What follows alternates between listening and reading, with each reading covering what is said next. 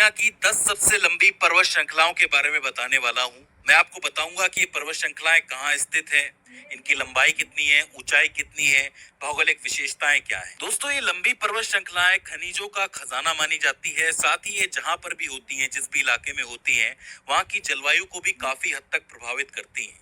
यही कारण है कि नेचर पर इनका बहुत ज्यादा प्रभाव पड़ता है। तो इन पर्वत श्रृंखलाओं को याद रखना जरूरी है। इस लिस्ट के अंदर सबसे पहले हम दुनिया की सबसे लंबी पर्वत श्रृंखला के बारे में बात करेंगे, जो कि है द एंडीज पर्वत श्रृंखला। ये जो है साउथ अमेरिका कॉन्टिनेंट के अंदर है और लगभग 6 से 7 देशों के अंदर फैली हुई है। अगर आप साउथ अमेरिका के पश्चिमी तट को यानी कि वेस्टर्न कोस्ट को देखोगे तो यहाँ पर ये वेनेजुएला से शुरू होती हैं और चिली तक जाती हैं। इस हिसाब से इसकी टोटल लंबाई लगभग 7,000 किलोमीटर के आसपास हो जाती है। और अगर आप इसके सबसे ऊंचे बिंदु की बात करोगे तो वो है अकांकागुआ पर्वत, जो कि अर्जेंटीना के अंदर मौजूद है। 6,960.8 मीटर या फिर 6,961 मीटर भी आप कह सकते हो।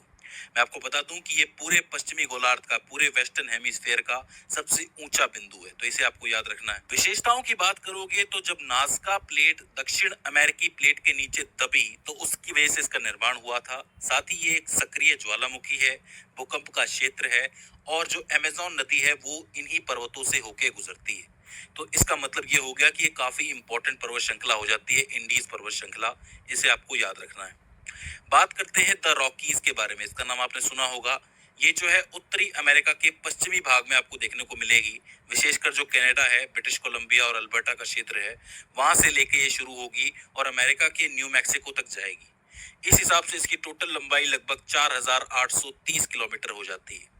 ऊंचाई की बात करोगे तो इसका सर्वोच्च शिखर जो है वो माउंट एल्बर्ट है, जो कि कोलोराडो अमेरिका के अंदर मौजूद है। 4,401 मीटर ऊंचा है। इसकी एक विशेषता ये है कि ये एक तरीके के कॉन्टिनेंटल डिवाइड का काम करता है, यानी कि महाद्वीपीय विभाजन। जो उसका एक हिस्सा ये मौजूद है, जो प्रशांत महासागर, पैसिफिक ओशियन और अटलांटिक और आर्कटिक महासागर के जल को अलग करता है, प्रवाह को अलग करता है। तो ये चीज आपको याद रखनी है। तीसरे नंबर पे आता है द ग्रेट डिवाइडिंग रेंज। ये बहुत ही इंपॉर्टेंट है। ऑस्ट्रेलिया के पूर्वी तट पर यानी कि ईस्टर्न कोस्ट पर आपको देखने को मिलेगा। समानांतर चलता है, पैरेलल चलता है। क्वींसलैंड से लेके विक्टोरिया तक इसका प्रसार देखने को मिलता है। इस हिसाब से इसकी टोटल लंबाई 3,500 किलोमीटर हो जाती है। मैं आपको बता दूं कि इसका सर्वोच्च शिखर माउंट केंजियस्को है, जो कि न्यू साउथ वेल्स के अंदर मौजूद है, 2,228 मीटर ऊंचा। ऑस्ट्रेलिया महाद्वीप का सबसे ऊंचा बिंदु इसे ही कहा जाता है। विशेषता की बात करोगे तो पूर्वी ऑस्ट्रेलिया के जल निकासी बेसिनों को परिभाषित करता है, तटीय मैदानों को आंतरिक शुष्क क्षेत्रों से अलग करता है और साथ ही अधिकतर पठारी और पुरानी चट्टानों से बना हुआ है। कहने का अर्थ यह है कि जो पानी निकलता है, जो निकास होता है पानी का, उसको परिभाषित करने का काम यही करता है। मतलब यहीं से पानी ज्यादातर बाहर निकलता है।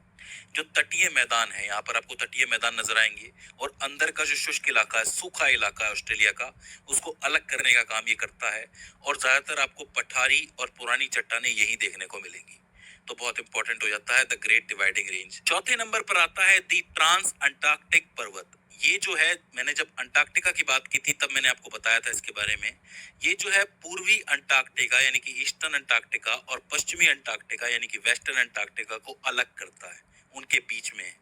लंबाई की बात करोगे तो लगभग 3,500 किलोमीटर लंबा है ये भी। सर्वोच्च शिखर की बात करोगे तो माउंट किर्क पैट्रिक, जो कि 4,528 मीटर ऊंचा है, वो इसके ऊपर मौजूद है। विशेषताओं की बात करें तो बड़ी बड़ी बर्फ की चादरें हैं, आइस शीट्स जो हैं इसके बीच से निकलती हैं।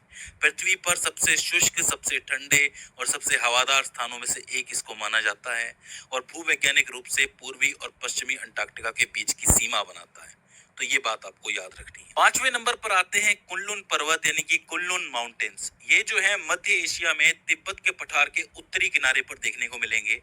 पश्चिम में पामीर से लेके पूर्व में सिनो तिब्बती पर्वतों तक ये जाते हैं। इस हिसाब से इनकी टोटल लंबाई 3,000 किलोमीटर की हो जाती है।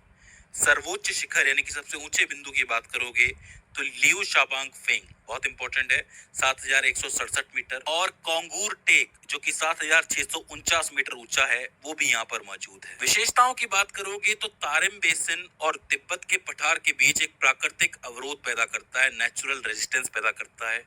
एशिया के जो महान नदियां हैं जैसे कि सिंधु हो गई, सतलज हो गई, इसके जो उद्गम क्षेत्र हैं वो इसी से सटे हुए हैं। एशिया की रीढ़ भी कहलाता है ये इलाका, तो इसे आपको याद रखना है, कुनलुन पर्वत श्रृंखला। छठवें नंबर पर आती है द यूराल पर्वत श्रृंखला यानी कि यूराल माउंटेन्स। अगर जगह की बात करोगे तो रशिया में नॉर्थ में अंटार्कटिक महासागर से शुरू होता है और साउथ में कजाकिस्तान तक जाता है। इस हिसाब से इसकी टोटल लंबाई लगभग 2500 किलोमीटर की हो जाती है। ऊंचाई की बात करें तो सबसे ऊंचा बिंदु है माउंट नरोदनाया जो कि 1895 मीटर ऊंचा है, वो यहाँ पर मौजूद है। विशेषताओं की बात करोगे तो यूरोप और एशिया के बीच में एक पारंपरिक सीमा बनाता है। मतलब ये जो दोनों कॉन्टिनेंट्स हैं इनको आपस में अलग कर देता है। ये खनिज संसाधनों से भरा पड़ा है। लोहा, तांबा, कीमती पत्थर और कोयला यहाँ पर आपको मिलेगा। वो वैज्ञानिक रूप से बहुत ही पुरानी इसको कहा जाता है। तो इस चीज को आपको याद रखना है, द यूराल पर्वत। सातवें नंबर पर आती है द एटलस पर्वत यानी कि एटलस माउंटेन्स। अगर आप नॉर्थ वेस्ट अफ्रीका देखोगे तो यहाँ मोरक्को, अल्जीरिया और ट्यूनीशिया में आपको एटलस पर्वत देखने को मिलेंगे। इस हिसाब से इसकी टोटल लंबाई 2500 किलोमीटर के आसपास हो जाती है। ऊंचाई की बात करोगे तो सर्वोच्च शिखर जो है वो टुबकल है जो कि मोरक्को के अंदर मौजूद है। 4167 मीटर ऊंचा है। उत्तरी अफ्रीका का सबसे ऊंचा बिंदु इसे ही कहा जाता है। विशेषताओं की बात करें तो भूमध्य सागरीय तट और सहारा रेगिस्तान के बीच जलवायु अवरोधक है। होता यह है कि जब सहारा रेगिस्तान से रेतीली हवाएं उठे तो ये जो है इस पर्वत श्रृंखला से टकराती है, मतलब ये इसको रोक देता है। दूसरी तरफ भूमध्य सागरीय से उठने वाली हवाओं के लिए भी ये एक अवरोधक का काम करता है, मतलब उनको रोक देता है। तो इसका मतलब दोनों नेचर को बनाए रखने में इसकी बड़ी भूमिका है। एक तरफ भूमध्य सागरीय जलवायु है, एक तरफ सहारा की जलवायु है। यूरेशियन और अफ्रीकी प्लेटों के टकराव से बनी है पर्वत श्रृंखला, तो इसे आपको याद रखना है, एटलस पर्वत। आठवें नंबर पर आते हैं द एपलाचियन पर्वत यानी कि द एपलाचियन माउंटेन्स। पूर्वी उत्तरी अमेरिका में कनाडा का जो आपका न्यू फाउंडलैंड है वहां से लेकर अमेरिका के अलाबामा तक जाती है। इस हिसाब से इसकी टोटल लंबाई लगभग 2400 किलोमीटर तक है। ऊंचाई की बात करें तो सर्वोच्च शिखर है यहाँ का माउंट मिशेल जो कि नॉर्थ कैरोलिना में अमेरिका में मौजूद है 2037 मीटर की ऊंचाई पर। विशेषताओं की बात करोगे तो विश्व के सबसे पुराने पर्वतों में से एक है। अत्यधिक अपरदित हो चुके हैं, मतलब इनकी मिट्टी कट चुकी है ज्यादातर। चौड़ी घाटियां आपको देखने को मिलेंगी, गोल घाटियां आपको देखने को मिलेगी। कोयला का पूरा भंडार यहाँ पर मौजूद है। तो इसका मतलब दी अपलाचियन जो है वो खनिज के मामले में इंपॉर्टेंट हो जाती है। 9वें नंबर पर आती है हिमालय पर्वत श्रृंखला यानी कि द हिमालयास। ये जो है दक्षिण एशिया में भारत, नेपाल, भूटान और तिब्बत से होके गुजरती है। 2400 किलोमीटर के अंदर ये फैली हुई है और विश्व के सबसे ऊंचे पर्वत यहीं पर पाए जाते हैं, जैसे कि माउंट एवरेस्ट 8848.86 मीटर, इतना ऊंचा है ये। इसके अलावा आपको यहाँ पर ऐसी 100 से अधिक चोटियां मिल जाएंगी जिनकी ऊंचाई 7200 मीटर से ऊंची है।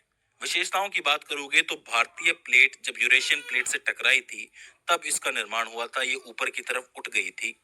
गंगा, सिंधु, ब्रह्मपुत्र जैसी नदियां जो हैं उनका उद्गम स्थल इसको माना जाता है, मतलब यहीं से पानी होकर के गुजरता है।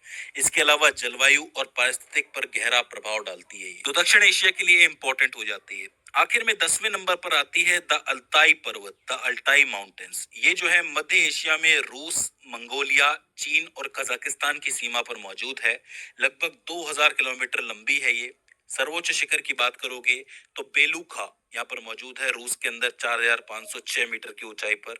विशेषताओं की बात करोगे तो साइबेरिया के विशाल वनों और मध्य एशिया के स्टेपी रेगिस्तानों के बीच एक संक्रमण क्षेत्र इसको कहा जाता है। हिमनदों से आच्छादित है, यानी कि यहाँ पर ग्लेशियर आपको देखने को मिलेंगे और जैव विविधता के लिए बहुत महत्वपूर्ण क्षेत्र माना जाता है, बायोडाइवर्सिटी के लिए। तो ये भी इंपॉर्टेंट हो जाती है। तो दोस्तों ये हो जाती है 10 पर्वत श्रृंखलाएं जो कि सबसे लंबी मानी जाती है और सबसे ज्यादा असर भी डालती हैं जलवायु के ऊपर। आई होप आपको समझ में आई होंगी और इस वीडियो से आपने कुछ ना कुछ नया जरूर सीखा होगा। अगर इसके बाद भी इसके अंदर आपको कोई क्वेरी आती है, कोई दिक्कत आती है, तो आप हमें कमेंट सेक्शन के अंदर बता सकते हैं।